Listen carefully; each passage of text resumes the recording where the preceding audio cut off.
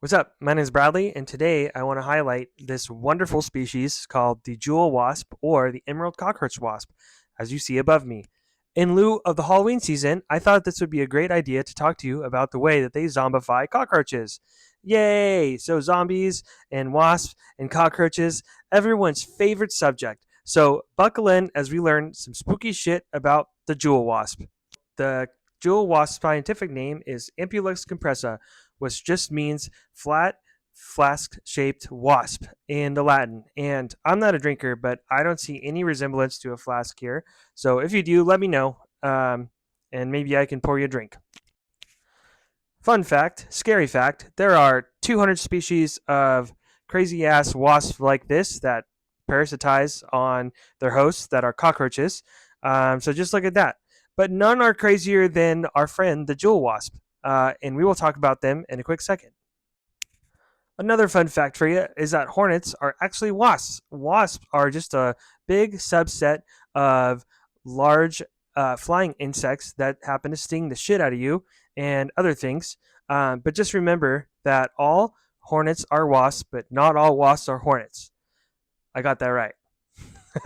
Only my second take. So the night's going great.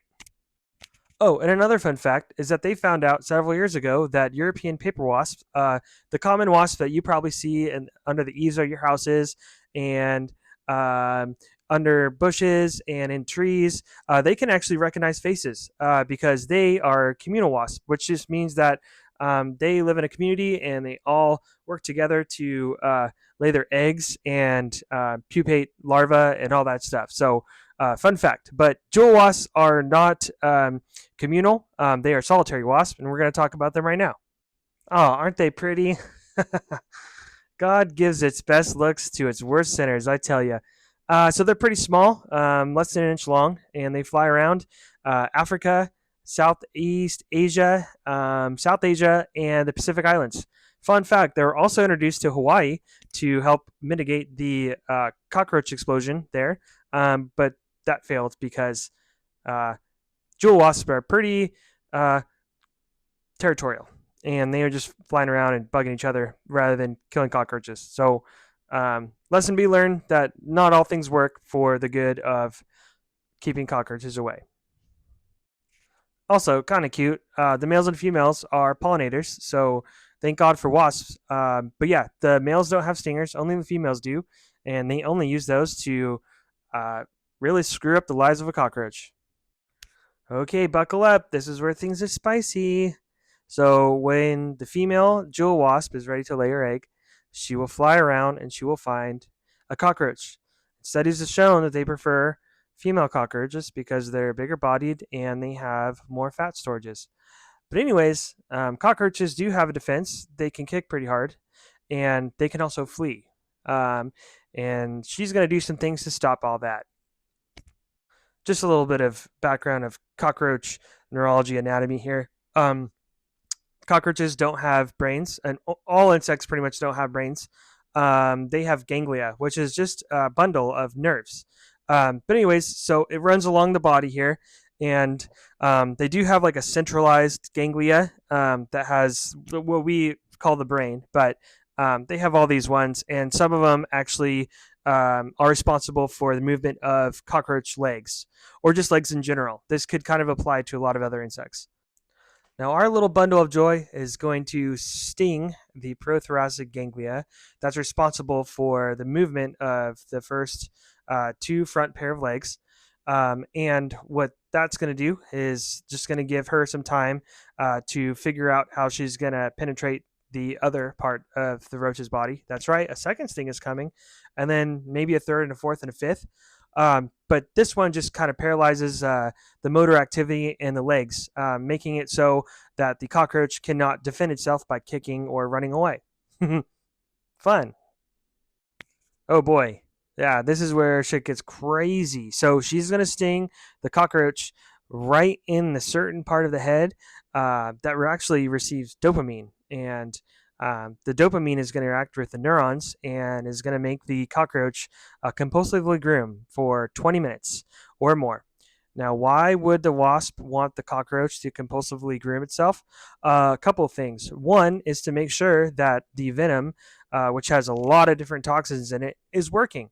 If the cockroach isn't grooming itself, then the toxins aren't really working, and she needs to sting it again in the head, in that special part where we have found out that there's several different uh, muscles that are responsible for the sting, and she also does it with chemoreceptors in the stinger as well. So not only does she have chemoreception in her stinger, but she also has 15 different types of muscle groups that we just discovered that no other wasp species has. But anyways, the cockroach is gonna compulsively groom because um, a clean cockroach is a cockroach that you would want your babies to eat.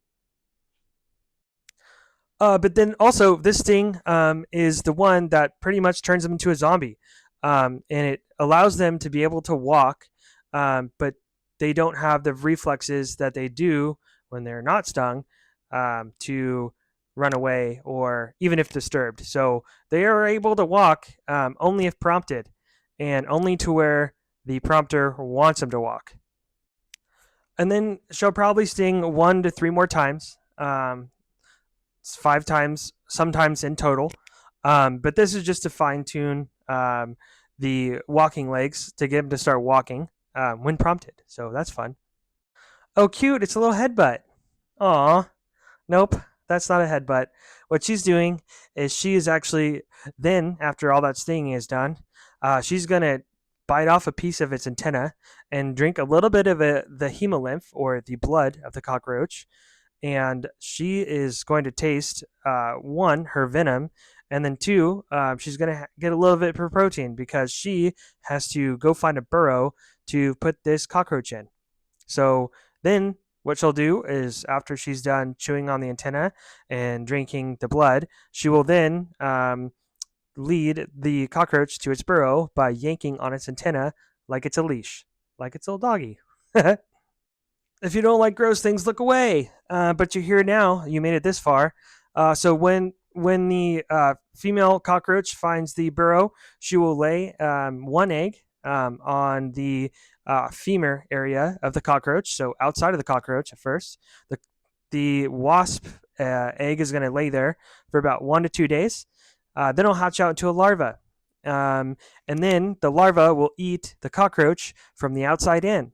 And we found out recently that they have little microbes in them, in their saliva, that help keep the cockroach clean, because we don't want fungus and bacteria getting in there that will kill the larva. Definitely not. And the larva will shed several times. We call those instars. And the larva will strategically eat the cockroach alive, not killing it for a week.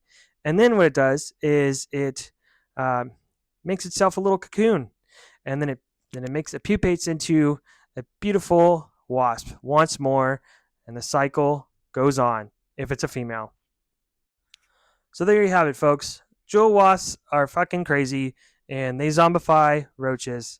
So yeah, they don't live in America, so that's good. You don't have to worry about them, and their stings aren't as painful as other wasp stings are, and we're learning quite a bit about them. We're still doing studies. There's a paper that just came out last year about the toxins that are in the venom of the wasp. And they also have an ecological niche. They pollinate flowers, and they also keep the cockroach population at bay. So I hope you enjoyed this creepy, wacky talk I did. And if you have any questions, let me know. Please like this video and subscribe to me, because I love doing these videos. And I hope you have a great day, night, weekend. Toodaloo.